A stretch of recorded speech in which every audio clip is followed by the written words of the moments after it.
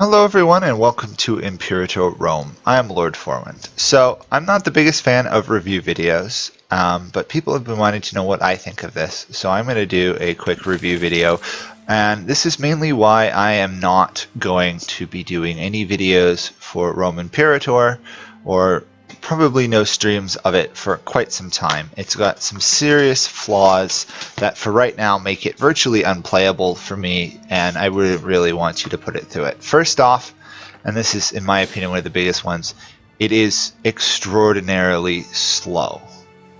There's a lag. Even if I go down to speed 1, there's still a massive lag. And as much as I don't mind games that have some lag and take times. My Total War games would be a good example. Just the length of pauses here, you'll see there's a huge pause and then it kind of skips forward. That makes it almost impossible to move troops in a timely and efficient fashion. Little thing, but it does bother me. So other things about this, I'll just quickly run down what I think is really good about the game, and then I'll mention what's really bad about the game. Okay, so first off, what I really like about the games is you've now got 4 categories of power points rather than your traditional 3 from Europa. I'm assuming most of you guys have come from Europa. If not, I play a lot of Europa. Just check those out. Anyway, this is after 5-6 hours of playing this, so I kind of know what I'm doing at this point. So the treasury is very simple. You can see it all there, and making trade routes is nice and simple. Unlike other games, you go here, you select what trade route you want, talk to the person, you pay them a small amount of money, you get it. It's much more simple than Europa, and it makes some sense. You can kind of figure out what it does, where you get it. So if we were to import grain, we'd get additional population growth. If we were to import vegetables, we'd have increased supply limit. So as you can see, different things unlock different things. Strategic resources are important because they allow you to unlock heavy units, which is kind of cool. For example, if I wanted to import, say, elephants, I would have to have a much better opinion with Carthage, or I'd have to be in range of someone else with elephants. So as you see, people like Rome aren't going to get it. I have nowhere I can import cavalry from, but horses, on the other hand, lots of places. Steppe horses, nowhere. So I'd be stuck with base horses. So it's kind of cool, and I do like the fact that different areas of the world will have different units fighting in it. That's awesome. Other things that are really cool. So you've got your different points, but then you can use them. You've got your whole religious tree, which is where you have stability. You sacrifice to gods to gain stability. Tells you your unrest, mainly due to exhaustion, religious unity, duration, omen power.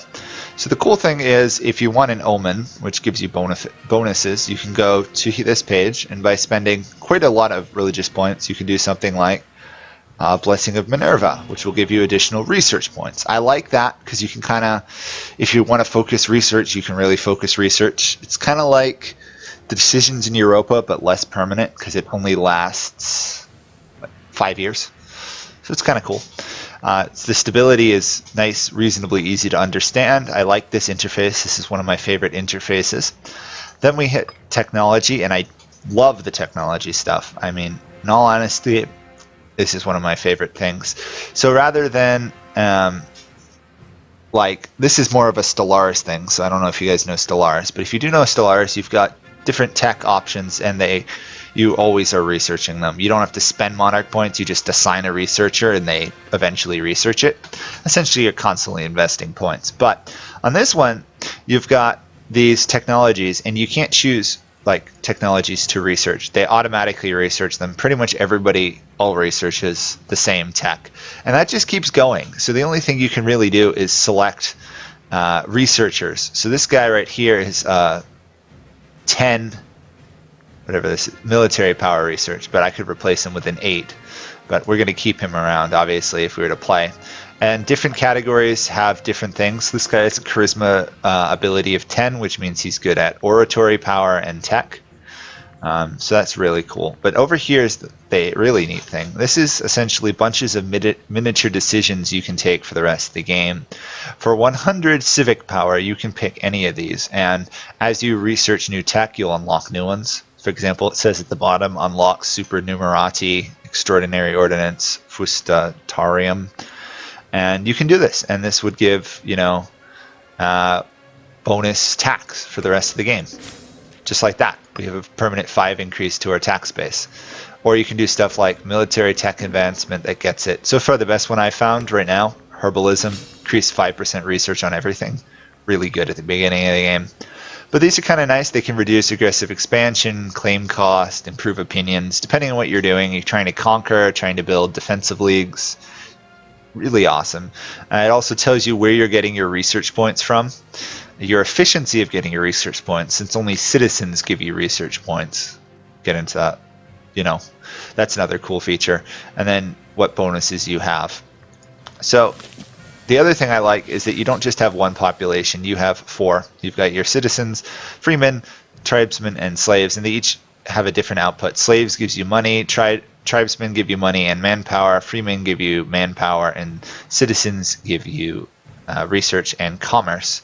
So as you have more citizens, you'll have less tax, but you'll have greater commerce.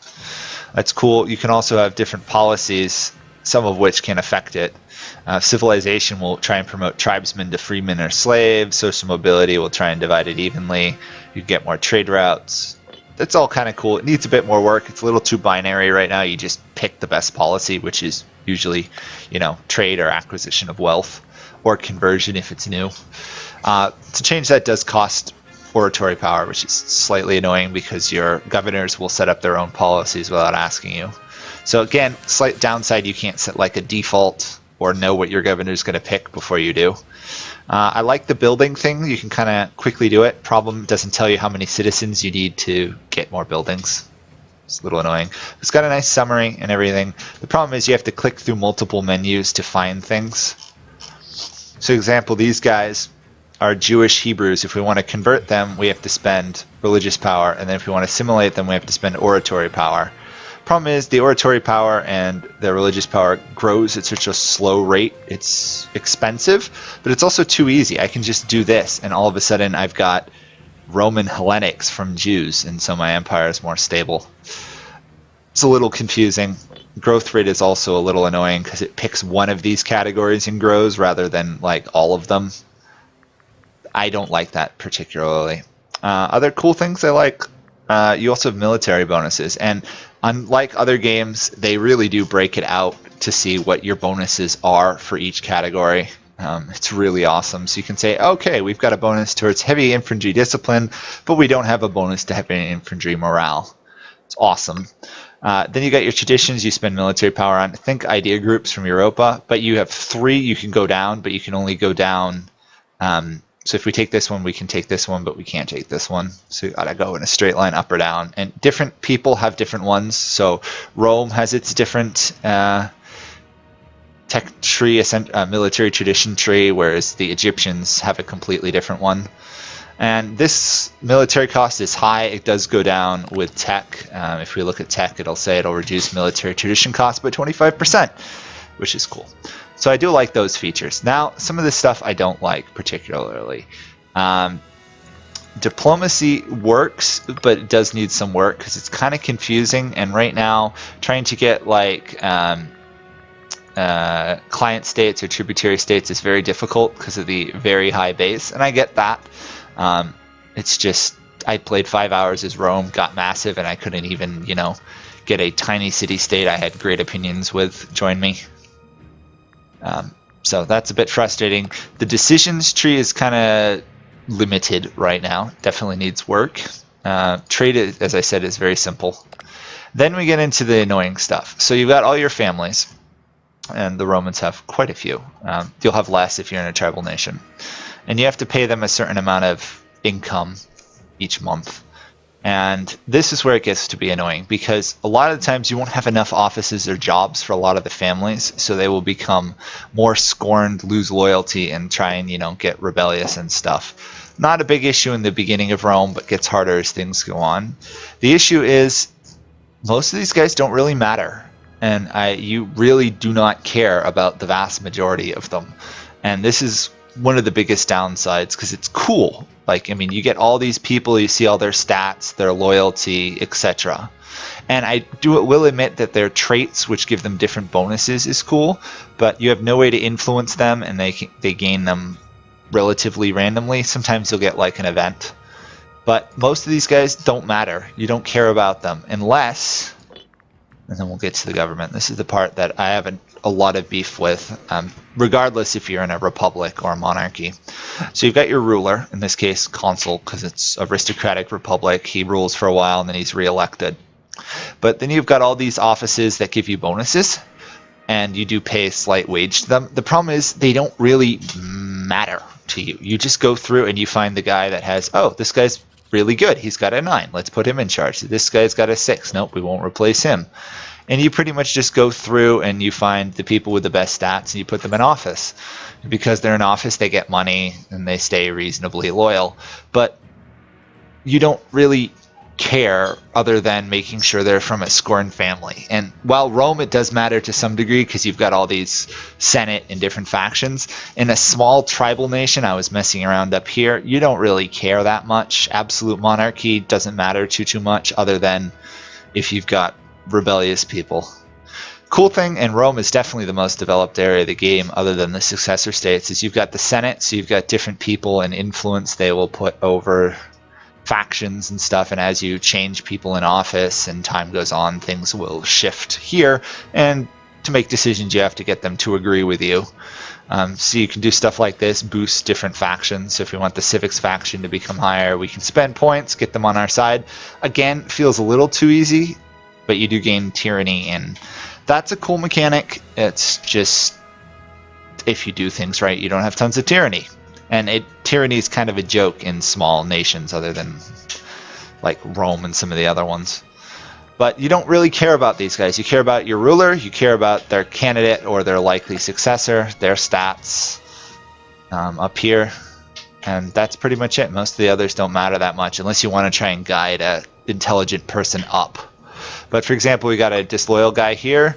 So we could, imprison him for... people actually are a fan of it, but we'd lose stability, get tyranny, or we could just assign him to an office and he'd become more loyal.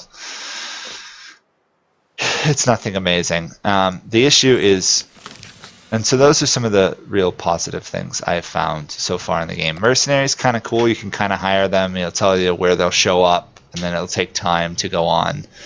You do cost money to disband them too, which is kind of interesting.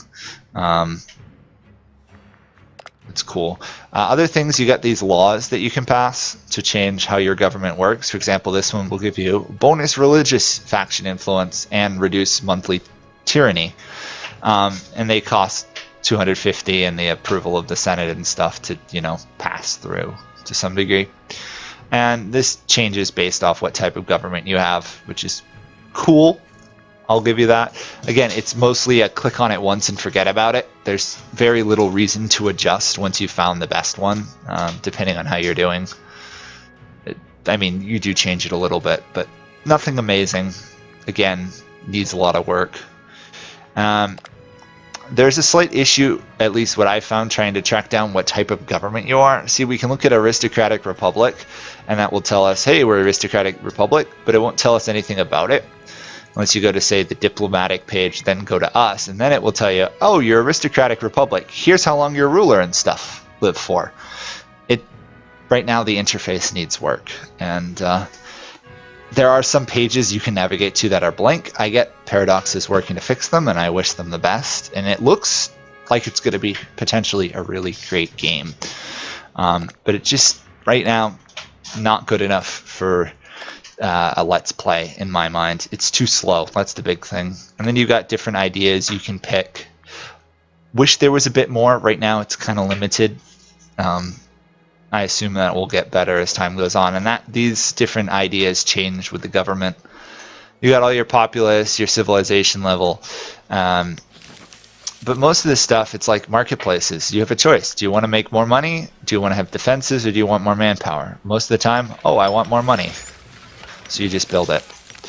I do like this ability, so you can assign commanders, which is cool, and loyalty can change among cohorts. It's not entirely clear how it works all the time. You can also recruit straight to army, and they will build them and march to them, which is kind of cool.